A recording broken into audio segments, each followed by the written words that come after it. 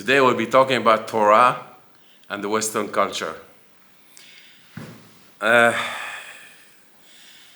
says in the Torah that before Mashiach comes, "Utzraftim kitzrof hazav ve'akesef," which means to say that we're going to go through a big correction before Mashiach comes. Because, first of all, to encounter Mashiach, the person has to be in a very high state. You have to be pure. We're talking about the holiest man that ever came to earth. And after Mashiach, Bezrat Hashem, there's the next world, which is Olam Haba, which is Netzach Netzachim, everlasting life. So to get to that point, HaKadosh Baruch Hu purifies us. The purification is described as purifying gold and silver. We know that gold is inside the earth, it's raw. When you take it out, in order to purify it, you have to put a lot of fire in it, and then slowly, all the dirt goes away, melts, and then the gold comes out. And it's done with fire. The Torah is comparing that process to us before Mashiach comes. And we have to examine ourselves truthfully to see how can we improve and purify ourselves so that the process will not that Hashem doesn't have to do nothing, that we'll do it within us. And that's what Hashem likes the most, when a person works on himself. Just like a father, he sees a son, a father teaches his son how to live, and then he watches to see if he learned anything from that. And when the son does it on his own, that gives a big pleasure to the father, because he knows that whatever he taught, the son is doing. And we should be the same thing. We should not wait. We should not delay things, because the time is coming and the train is driving fast. So I'm going to be talking about maybe a very sensitive subject, which is where we are at with the Western culture. And the Western culture, as we know, is a reincarnation of the Greek culture and the Roman culture from way back. It's continuing in different forms in this time, in our generation. But the principles are the same. The main culture is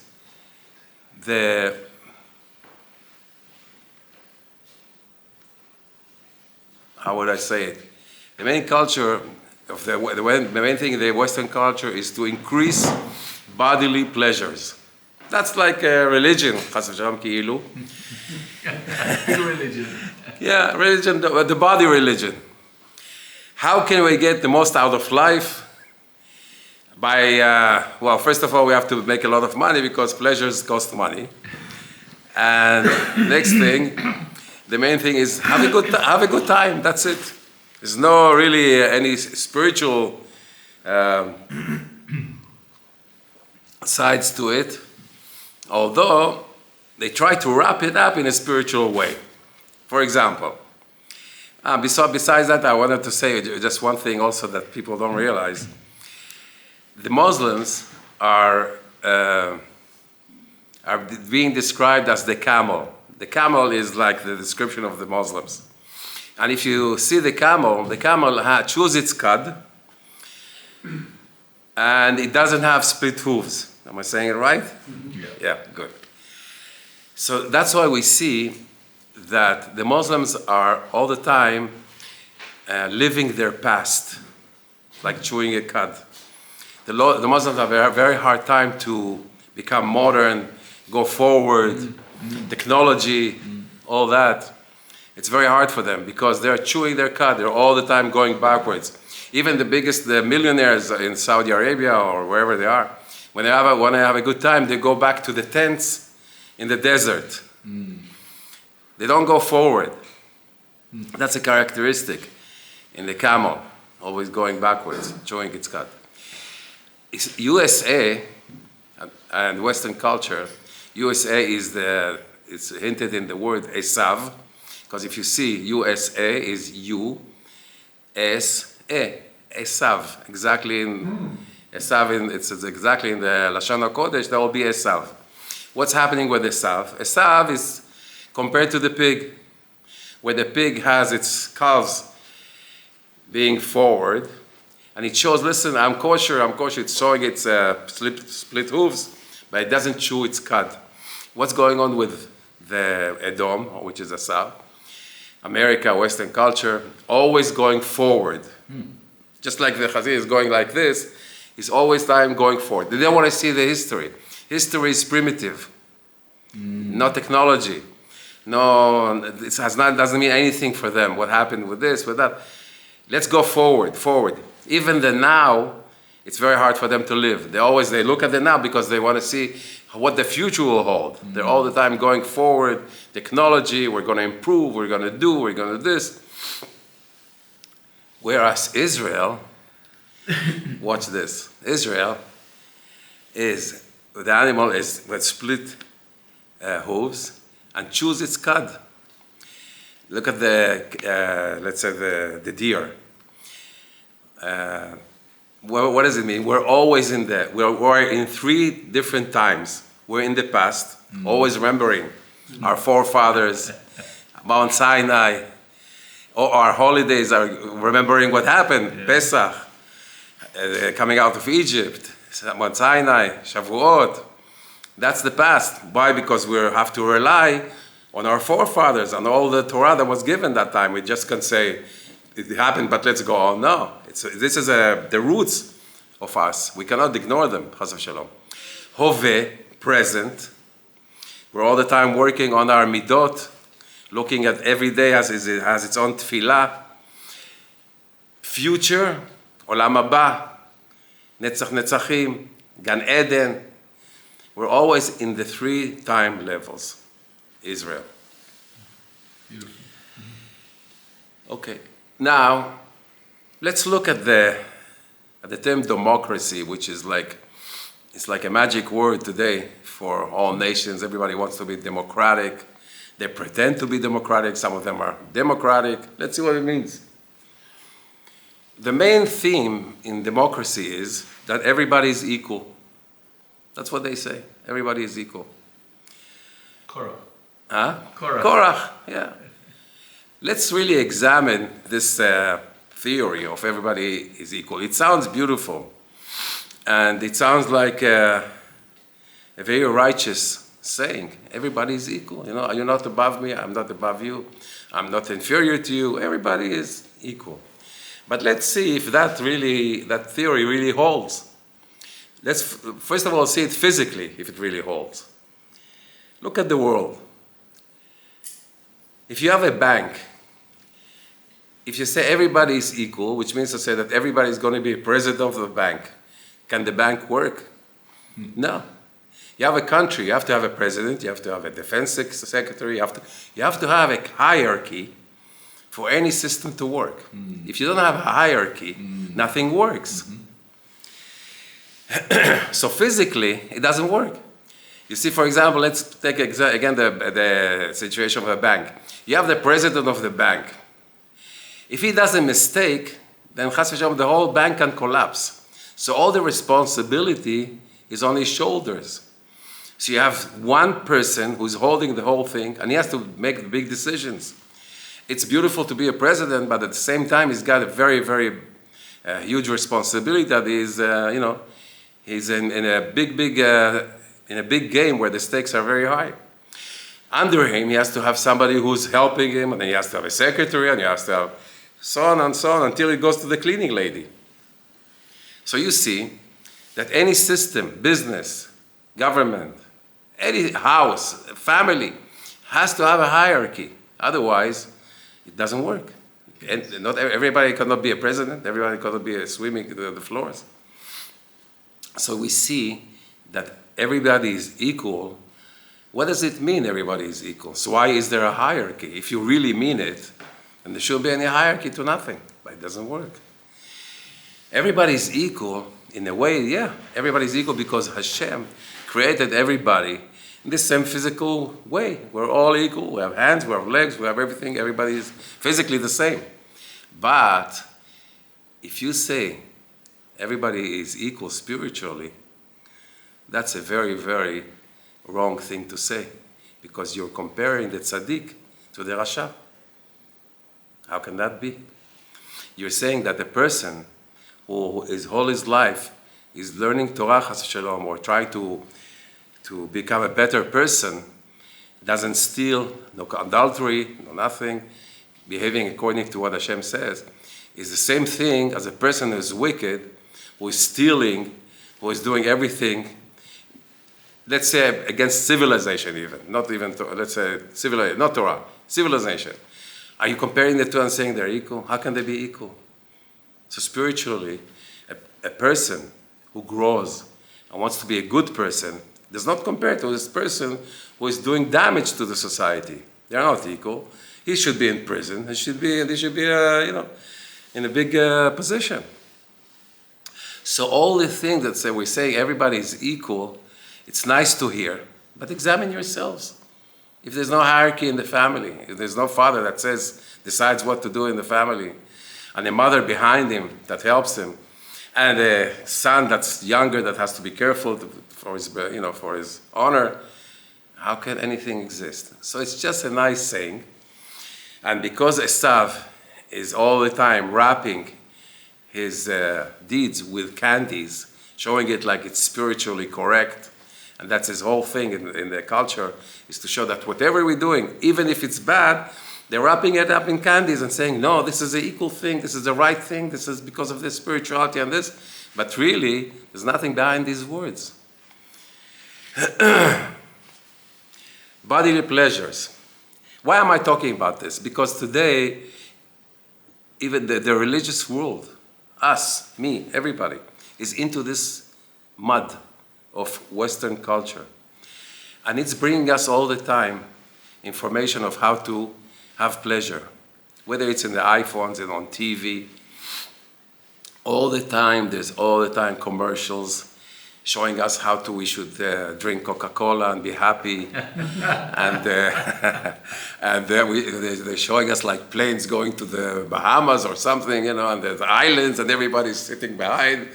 And you would see this guy's like in the biggest pleasure in his life, and we are sitting at home, the poor people, look at him and look at you, you're at home and he's having a good time, what's going on with it? Take a plane and go, drink Coca-Cola, all day long.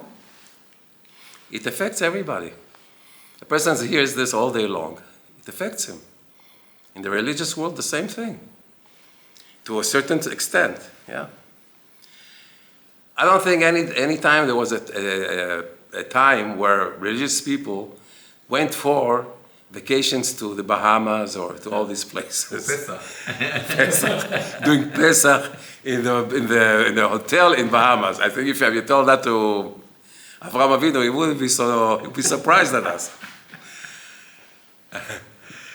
You look, everybody is trying to have pleasures, restaurants.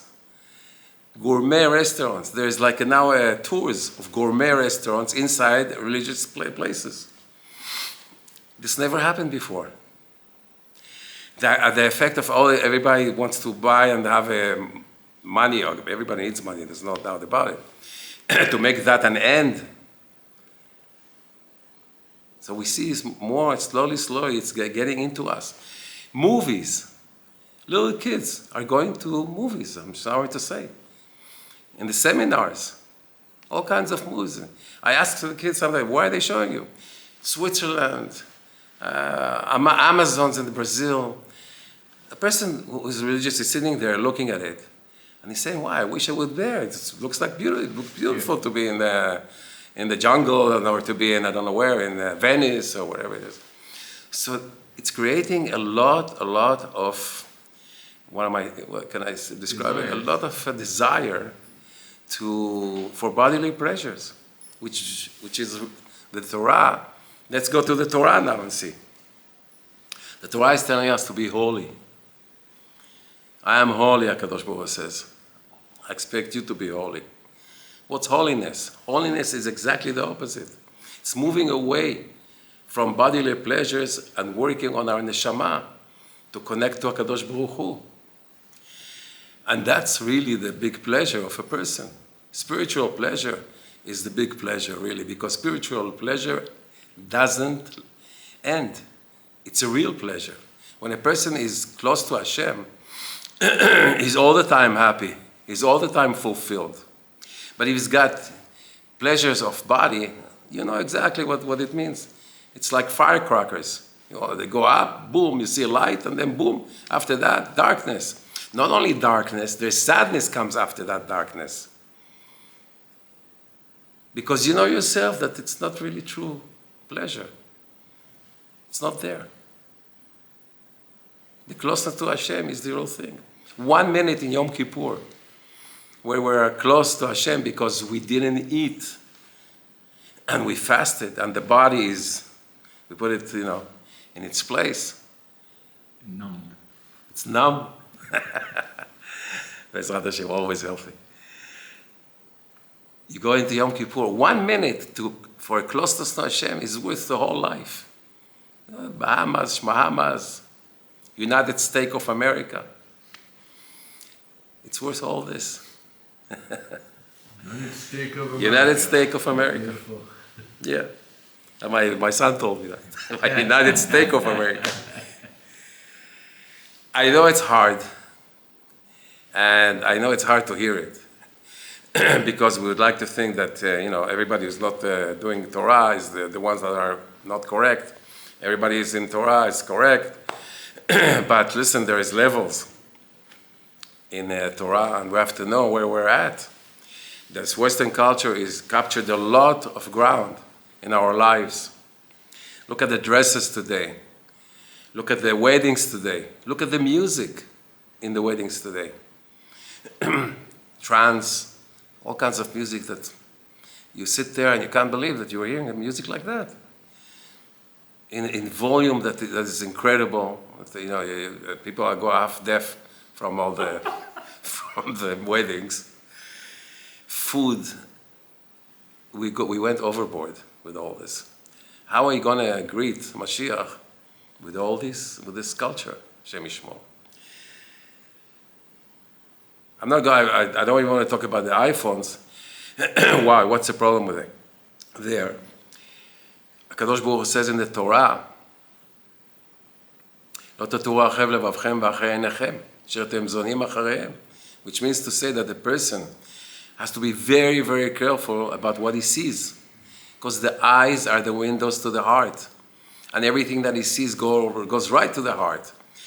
And if he sees immoral things, which I don't have to go into, in the iPhones or TV, and this is all the time coming at him, how can he keep his thoughts pure? How can he learn Torah, which is like a mikveh? Torah is something that's very holy. If he's got all these pictures in his head, he's coming to learn something holy, and it comes back to him, because the Yetzer Hara, they made he's got these pictures in his head, he gives him all the time a replay of whatever he saw. It's very, very hard to learn Torah like that. Not only hard, it's like it's forbidden to do that.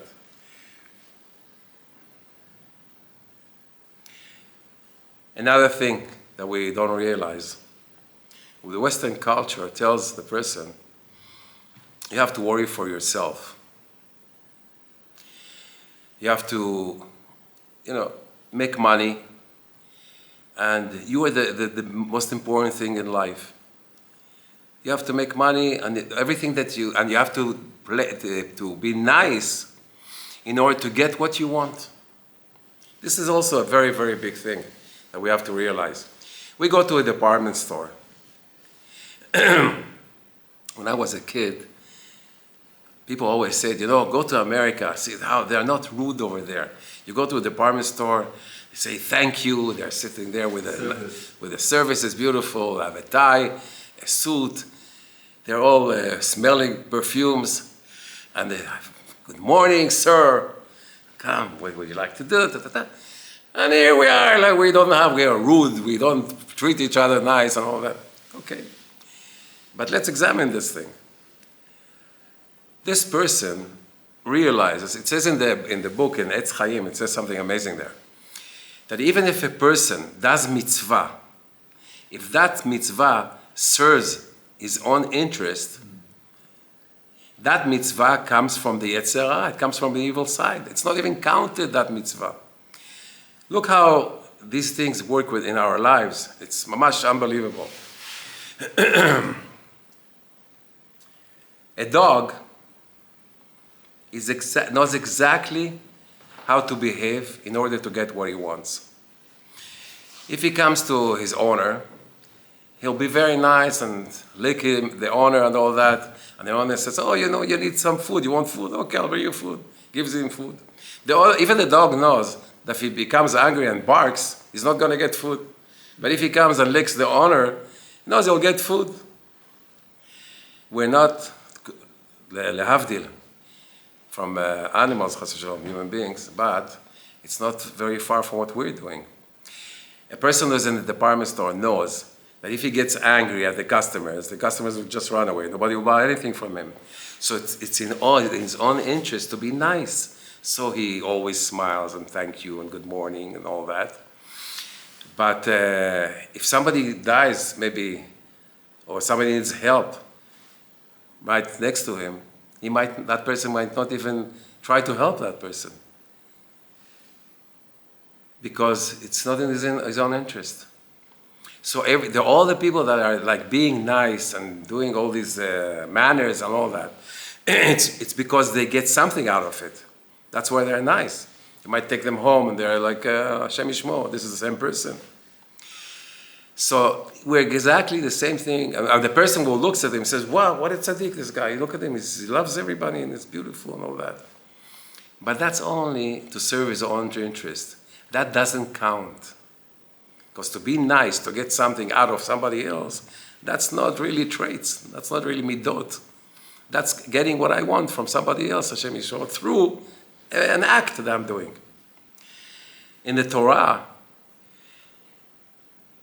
every mitzvah that a Jew is doing it for Hashem. It has nothing to do with him.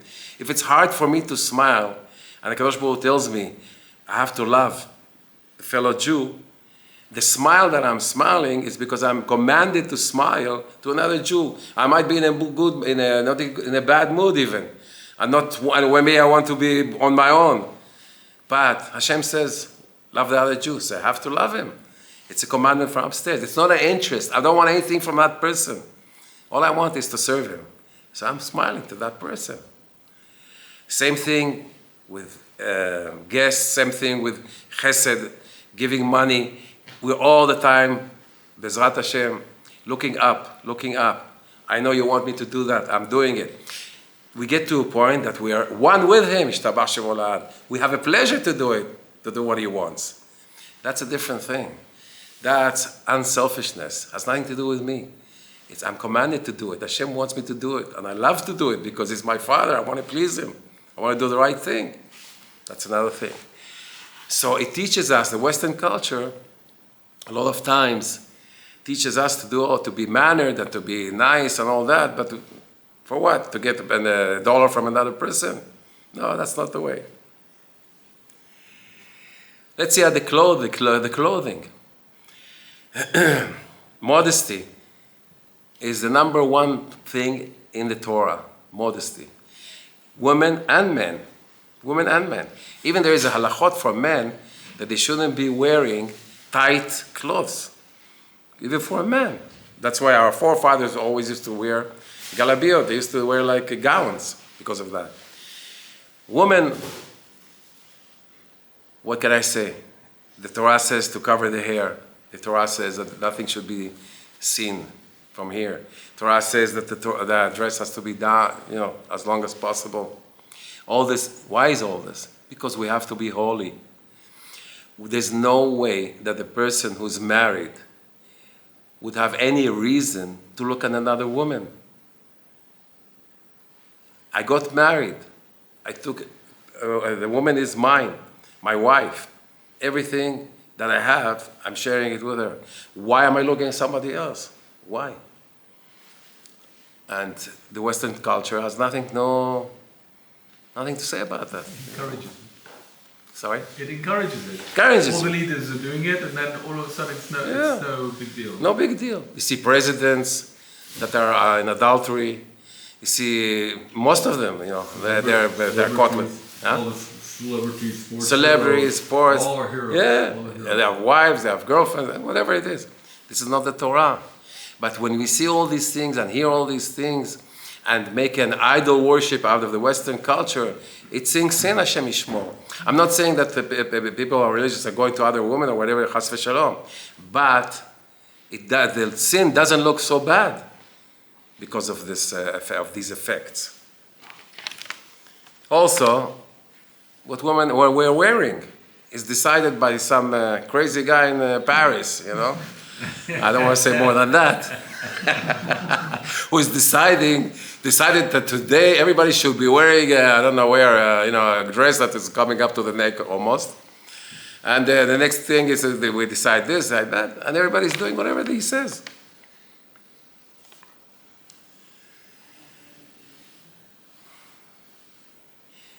iPhones. I want to get back to that. Besides all the damage that it's doing to the Jew, we know that the most important thing for a Jew is to sit down and learn Torah. And to learn Torah, is not an easy thing. To learn Torah properly, you have to delve into the subject, you have to go deep into it. There's all kinds, 4 different realms that you have to go into to understand something. All this news, all this fastness of everything that's coming up at us is taking from us patience. We have no patience to sit. We have no patience to dwell on one thing for a long time. Kids, adults, women, whoever. Everything is running. Look at the news or the news that are going on. A person cannot handle the amount of news that is coming at him. So his attention span is becoming very, very short. Not only that, he doesn't even listen anymore to what he's seeing because he cannot absorb it. So now he comes to the Torah. He opens the book. It's very, very hard for him to start going word by word, and the news at the end that he'll understand one thing takes time. How can he do that if everything is in all his life? He's just seeing one thing after another, one thing after another, and his attention span goes very short. So even the learning today is hurt by all this Western culture. I have nothing against Western culture. I'm only for the Torah. So I'm just showing you the different things that are going on. Family. Also another, how much time do I have? Sorry. Okay. Yeah. Relationships. Family relationships.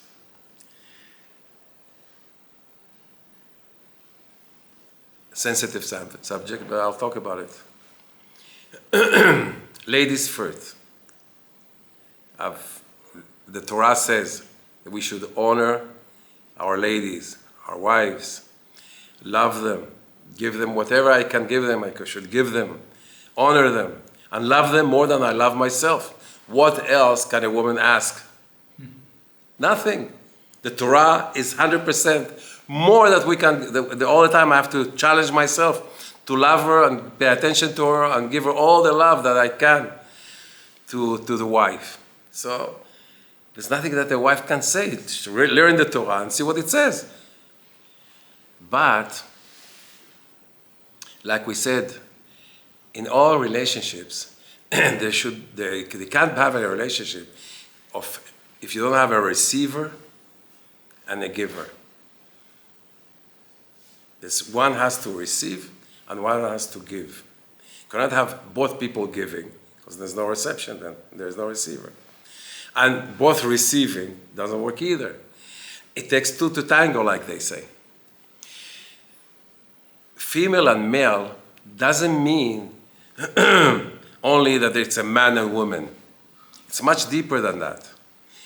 Female and male is the female is the receiving part, the male is the giving part. That works in all things in the world, even in electricity. Atoms, you have the proton, you have the electron.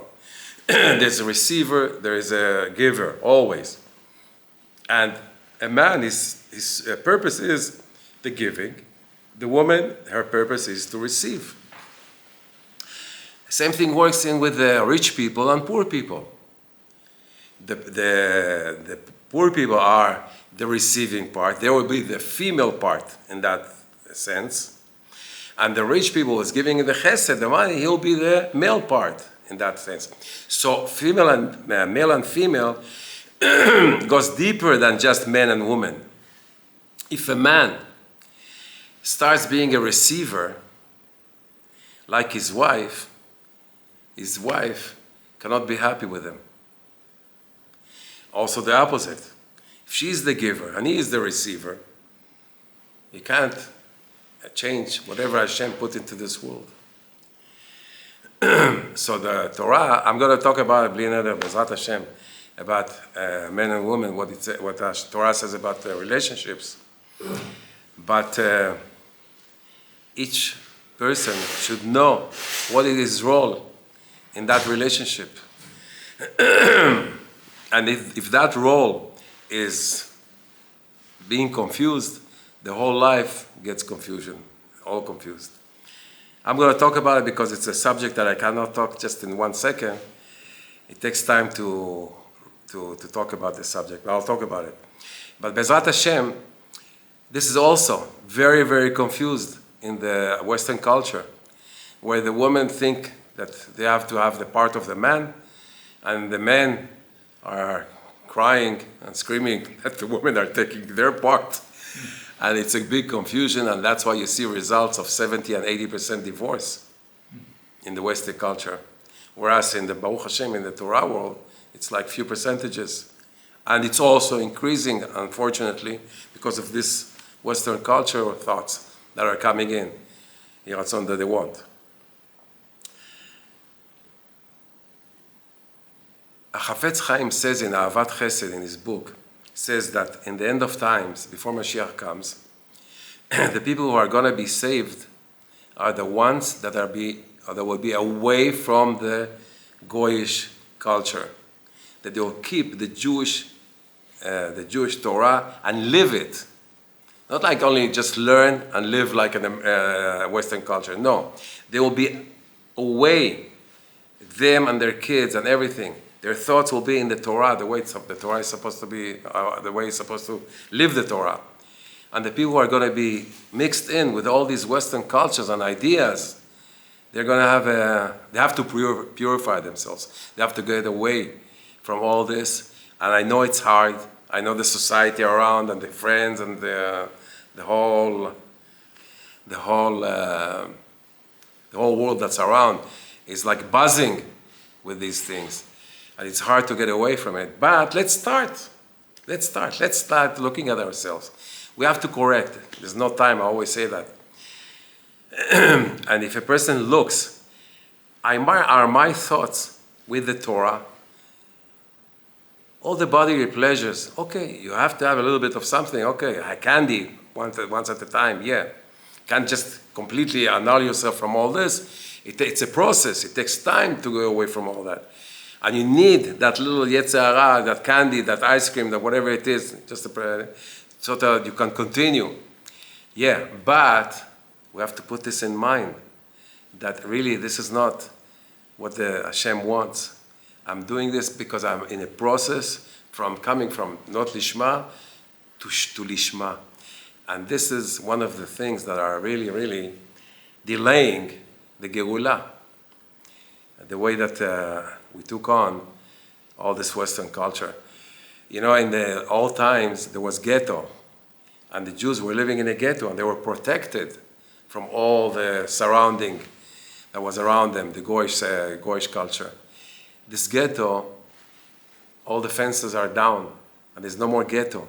But we have to make a ghetto around ourselves and know how far to go with the desires and how much to go with this, how much to go with this, and concentrate on what Hashem wants. Hashem ישמור אתכם. חזק וברוך. לא תהיה.